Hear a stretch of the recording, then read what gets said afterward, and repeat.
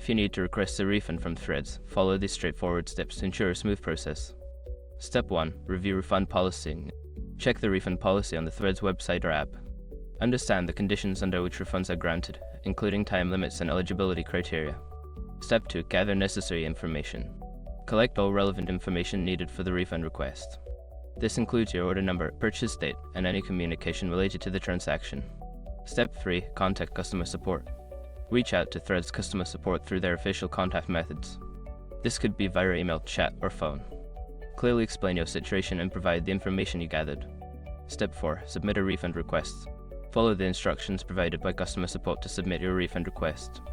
Ensure that you include all required details and any supporting documentation. Step 5. Monitor your request. Keep track of your refund request status. Check your email for updates or responses from customer support and be prepared to provide additional information if needed. By following these steps, you can effectively navigate the refund process with Threads. If you have any further questions, don't hesitate to reach out to their support team for assistance.